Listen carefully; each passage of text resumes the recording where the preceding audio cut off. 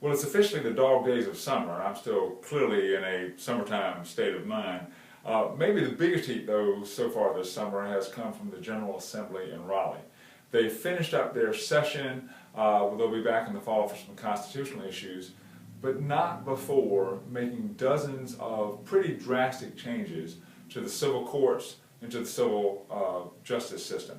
What I've tried to do in this newsletter, and what I'll try and do briefly in this video, is to go over some of the highlights, or depending on where you're coming from, some of the lowlights of the changes that are just down the pike. First and foremost, and maybe most importantly to the families of North Carolina, particularly those interested in patient safety and patient rights, it's going to be a lot more difficult going forward for patients that have been injured through medical negligence to carry their claims forward in North Carolina courts. One of the biggest changes will be for patients that are injured through emergency care. The law has been changed, and this is not just in the emergency room, but also throughout a hospital. Anytime somebody's injured by what is deemed to be emergency medical conditions, those cases must now be proven by clear and convincing evidence. That's a change over the normal evidence standard of just simply greater weight of the evidence.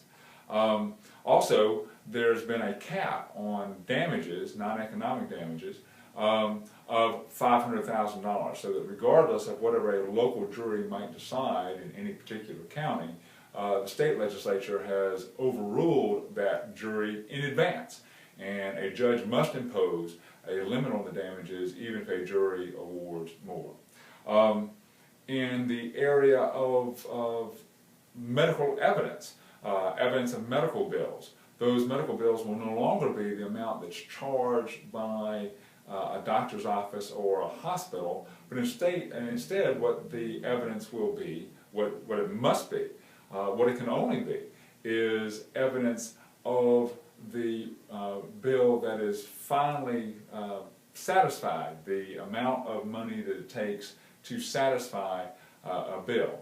What that means, of course, is that for injured people who have health insurance and have been responsible enough to have their own health insurance, their evidence is likely to show a much lower bill than somebody that doesn't have medical insurance at all. As I've written before, and I've had videos before, this billed versus paid law will wreak all kinds of new changes and problems, in my opinion, in the courts going forward. Be that as may, we will adjust as best we can. As I mentioned in the newsletter, it will be particularly important going forward. These new laws take effect effective October 1st.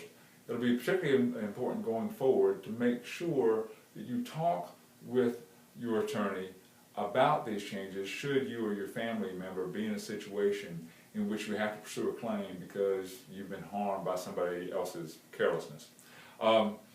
As always, would love to have any comments, positive or negative, about the things that I've mentioned. Please give me a call anytime. Even if we can help you, I'm happy to send you in the right direction. Thank you for reading the newsletter. Thank you for watching the videos. Please stay in touch.